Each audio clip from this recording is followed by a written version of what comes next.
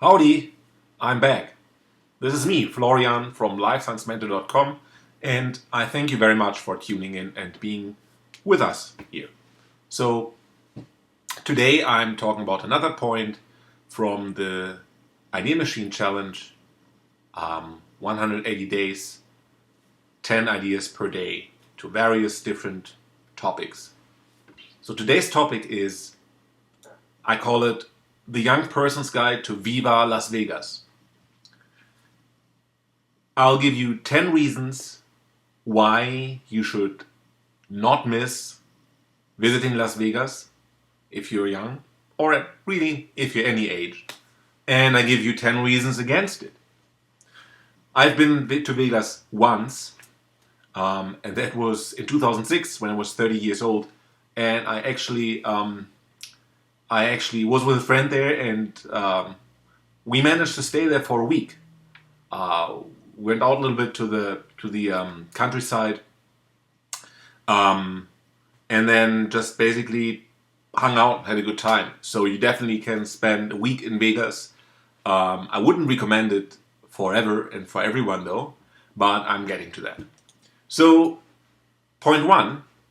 The number one reason to go to Vegas for most people, and it's a pretty damn good reason, is having fun. Partying, hooking up, dating, meeting people, everything. What happens in Vegas stays in Vegas. So that means people are out there to have party, and everything somehow takes on this own atmosphere where things go that nowhere else would go. So just a weekend based on unbridled hedonism, why not? Then the second point, excuse me, is actually realizing how unpredictable luck really is. So I remember I went into one of these casinos, and then we saw one of these roulette tables, and you had, you would think they have like, so you wouldn't think they had like red, black, alternating, right? So every roulette table had the little display on the side. You see, for every roulette table, you can see which number has been appeared for the last 10 rounds or so, and which color. And so you would think that it's somehow mixed, right? Intuitively we think it's like, well, it's 2 times black, then 3 times red, then we have black, red, then maybe 4 times red, and then 2 times black. But what you could actually see, and that was really surprising, you could see those patterns in some of the roulette tables, but some roulette tables really had 10 times red in a row. And you'd think, why? Wait a minute, that can't be. But of course it can't be. That can be, because it's completely random. So you can have all combinations under the sun, and that is something that you need to see once to grasp the concept that luck is just completely and utterly unpredictable. And in Vegas, you can directly witness that. It's very, if not inspiring, it's very sobering at the same time. And it was a revelation, actually. It shouldn't be. It's just luck, right? But to see that with my own eyes was very interesting. So I can only recommend the experience for that alone. And that's with all other stuff in life as well, right? Life is not always... Life has a certain randomness inherent, right?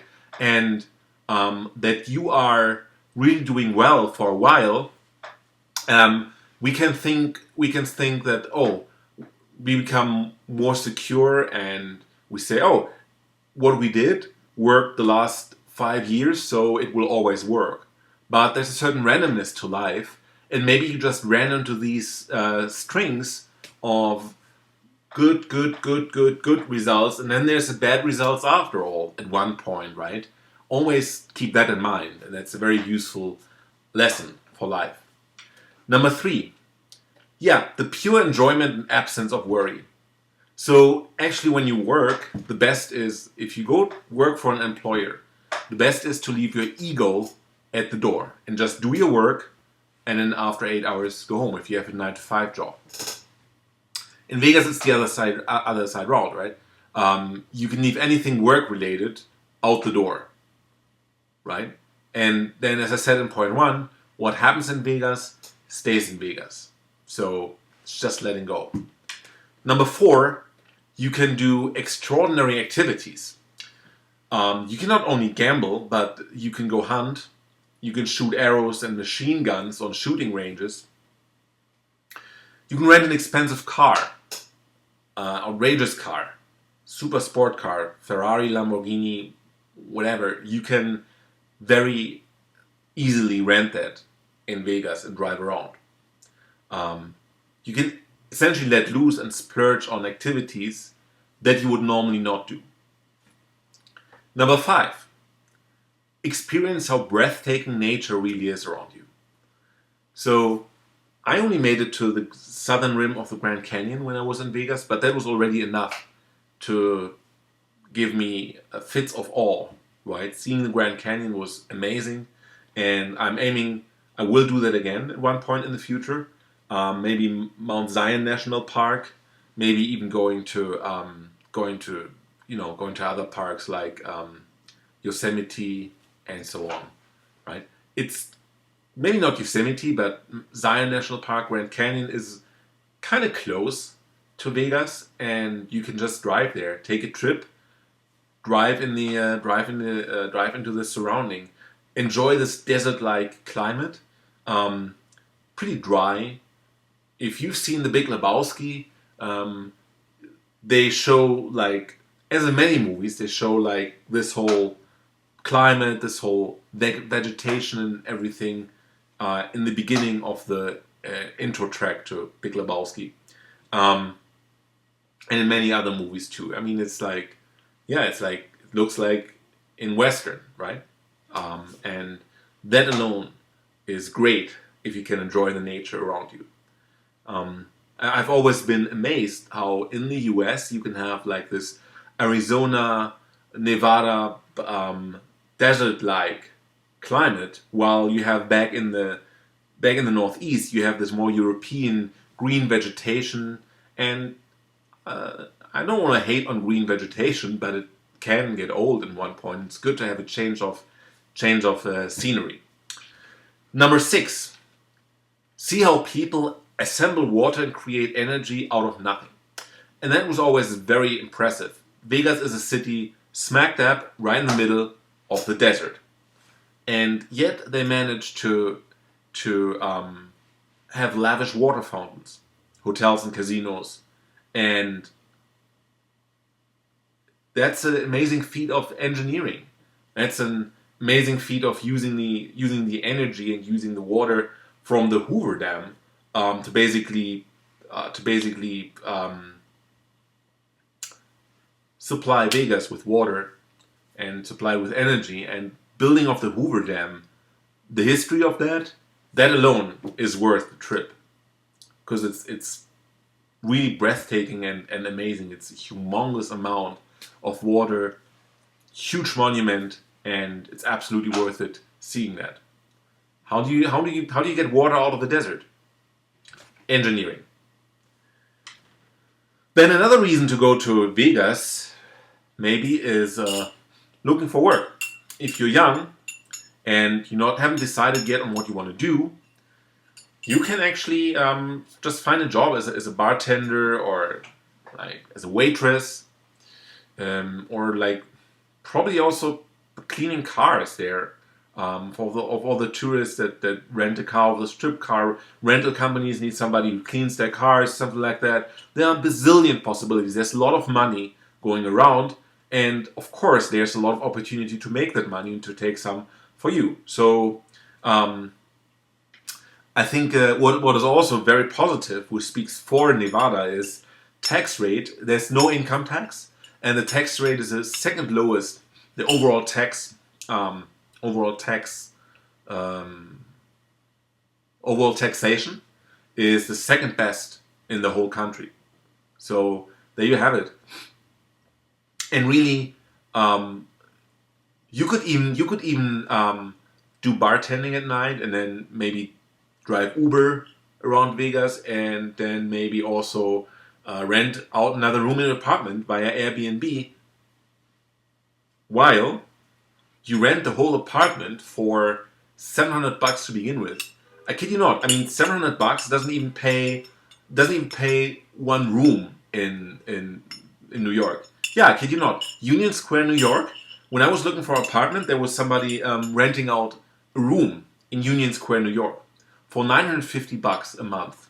A room. You share a room. There's two beds in one room. You share that room and pay $950 to be in the middle of New York. That's insane.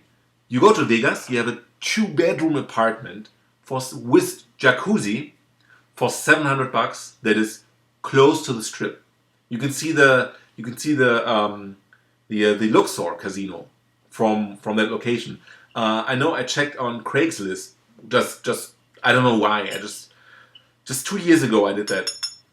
I was just curious, and I stumbled upon a lot of two-bedroom apartment that went for something around $700 a month, with like almost halfway luxury apartment close to the strip. And you can really make good money, I imagine, while living cheap, and you don't pay taxes. Vegas is the way to go if you want to make money early, and if you're not really decided what to do. Do it in Vegas, man. So many different opportunities, and you also witness a lot of American history, which would be number 8. You know these pictures where they show Vegas with the smiling cowboy? I think they call it Vegas Vic, like with his finger doing that. That is the old strip. And the old strip has been featured in a lot of different movies. The original Ocean's 11 took place in the old strip, simply because they didn't have built a new strip, but they kept this cowboy still there up to this day, and the old strip. It's not so much casinos there, at least it was in 2006. You could do a little bit of gambling there, of course, but it was more like restaurants. And a little bit of a sad side notice is that it's not the safest. I heard it's not the safest area, the old strip, if you're in Vegas, but certainly to drive through it, and maybe even go to one of these restaurants or diners, is a good way to just enjoy living history. Because most cities in New York, New York is one example, but most cities in the U.S., they are constantly renewing, so you have often old buildings torn down. I don't think you have many buildings, many commercial buildings that are still standing, that are from 1961, unless you're really in small town America. But in Vegas, you have it, so it's American history. And then number 9, you are forewarned, because you see a lot of gambling addicts. And what seemed to be crazy to me then is probably has become worse since 2006. You could use your credit card in a slot machine. So they would directly take the money off your credit card. And they don't take money off the credit card. They charge your money in terms of the credit limit on the credit card. And you have no control over the money. You don't even have real money or real chips. You just slide in your credit card and just forget about it. You feel compelled to just one round more, just do it. Just do it. Those 2 additions, yeah, you're close to your limit, but man, those 2 next round you'll completely win, and and that is a very sad thing. And if you look at all these people that are mid-50, mid-60, sometimes also younger, that's a huge problem. And you see what addiction really means. You have these zombified people looking at the one-armed bandit machines, and they don't have any contact to other people. The waitress brings them a whiskey now, in regular intervals. And that's basically it. What a sad way. It's not even an entertaining computer game. It's just chasing the dollar, and hoping for the big win this time.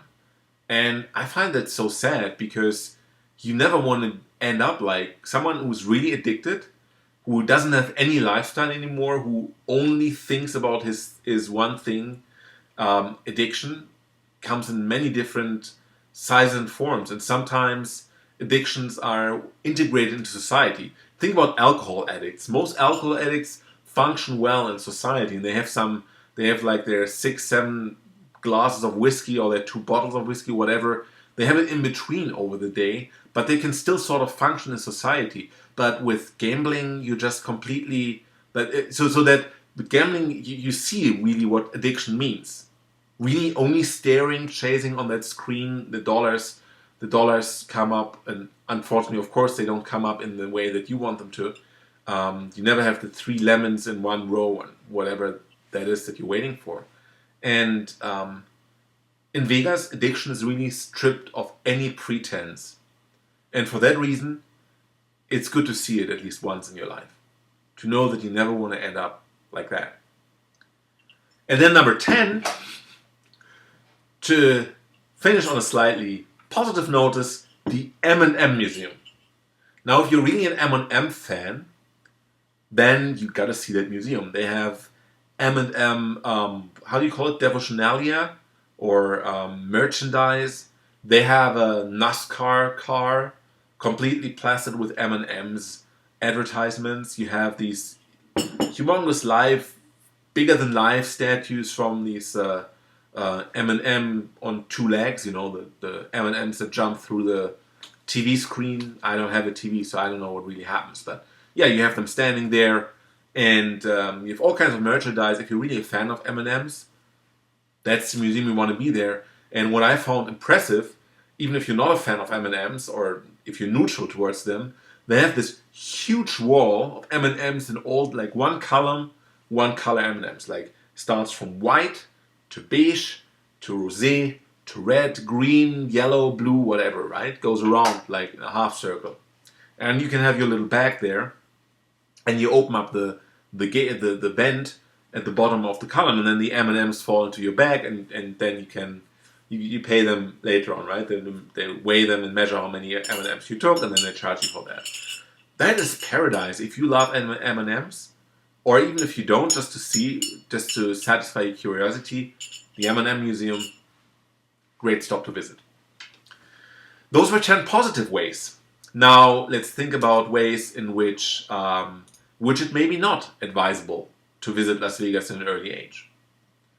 And so one reason is you burn through a lot of money. As I said before, when I talked about people who have their credit card in the slot machines, you burn money away. And when you're young, you should make money and work and not blow it in Vegas, right? So you can do that later once you've accumulated your wealth, but not while you're just starting out. That sets the wrong precedent, I think. Then number 2, partying hard does not give you fulfillment. You know, when you're in a phase when you look for orientation and deeper meaning of life, Las Vegas may be a sore disappointment, right? Because it's all about having fun, just letting go, which is a good thing. On the other hand, if you're looking right now for orientation in your life and for advice, Vegas is not going to bring you any step further towards the truth, how you want to live your life. Maybe though, if you take a trip from Vegas to the neighboring Grand Canyon, then you can reflect a little bit more. Maybe that's not too bad. But overall, partying hard does not really give you fulfillment on the long run. Because number 3, it can be very superficial. You have a miniature Eiffel Tower there, so it's miniature Paris. You have Venice. You have like inside the Venice like a replica of the gondolas that go there, and but underneath that veneer, Vegas exists to make one thing and one thing only: money. They want to sell you stuff, right? The Venice, there's a casino called the Venice, and when you go in there, you have, like, as I said, you have these gondolas, fake gondolas in there, or fake gondolas sounds bad. Make-believe gondolas, right? and it all looks like the roads inside one of these one of those venues look like pavement in a way, and it's neatly done, really. But it's just veneer, right? Underneath it all, there is the desire to make money, and that's what people are doing. They don't want to give you an experience of being in a different country. No, they want to make money, right? Um, Number 4, it's also very hot. So if you can't stand hot weather, think twice. Although I have to say that the warmth in Vegas is a very dry warmth. So, like, unlike in New York, where warmth in summer is like almost a given every summer, and it is freaking hot, and you're sweating like a dog. Dogs don't sweat. Sweat like a pig. Do pigs sweat? I don't know. That's the phrase of word I'm using, right? Sweat like a pig. And you may have the same in Vegas, but I doubt it. But still, it's very warm, so you have to be aware of that. If you don't do well in warm climates, you may want to cut your Vegas visit short, or just take a cautious stance to it. And it can become boring. It's casino hopping can only get you so far, and then you have some shows, but what then, right? There is more variety living in New York, Chicago, Los Angeles, because you see those people again. They're not just passing through, you see them again, you interact with them, you build up a relationship, which you cannot really do with people that are in Vegas, right? So it can become boring. And exactly number 6 is the high throughput of people. The majority of people you meet are just passing through, and you can't really meet people again to strengthen your connections in person, right? I mean, if you're in Vegas, if you live in New York and you meet someone who is working in Boston or New York, and you want to connect to that person later on, you can do that. But in Vegas, that person is gone, and even if it's an American, it could be someone who's stationed outside the country. So it's not too good for making connections, long-term connections. Number 7, Las Vegas is an isolated city in the middle of the desert. So if you want to learn about US history, if you want to get a representative view on the US, Vegas may not be your best bet. It's because it's just a very different and artificial situation, which doesn't mean it's a bad situation, it's just different from the vast rest of the country. So that's not really, so the argument that Las Vegas is like amazing, it's just a city in the middle of the desert, right? That's what it is, really. If you're looking for work,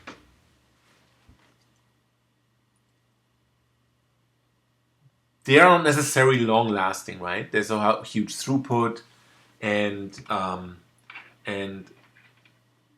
this is more fulfilling an immediate consumer demand than building up something on the long term, right? So you may end up with something that's very temporary. And so if you really want to make roots, you may want to think twice if Las Vegas is a good place to do that. Or maybe it is indeed a good place to do that, but you should think about that first before making the decision. Las Vegas is amazing, but it may also be very bad if you're not careful, right? You may not have long-lasting career success there. And number 9, you support gambling addiction, right? As I said before, you see those people that are hunched over, feeding their credit card in the slot machine and just gambling away all their money. And you support it. You support the addiction of those people by frequenting businesses in Vegas and by going to the casino, of course, and so on. Well, that's the negative part.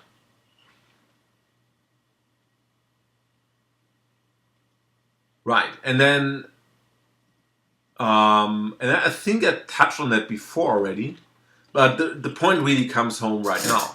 When you're young, it's better to make money than to spend it. As I said before, you might want to look into building a business or getting a job rather than wasting money on gambling, especially if you're young. And those are my 10 reasons pro and 10 reasons against Las Vegas. Let me know if you liked it. Maybe you're planning on a Vegas trip. I can tell you a little bit based on my knowledge from 2006. It's 10 years ago, but there's still maybe something, right? And so yeah, don't hesitate to contact me. I'm happy about any comment that you make. I'll answer to the best of my abilities as fast as I can. And thank you very much for sticking with me. You're awesome. And I'm looking forward to seeing you again tomorrow. Have a great start in the new week. And if not better than the last week, the first full week in this new year has been. So see you again tomorrow. And until then, all the best. Take care and goodbye.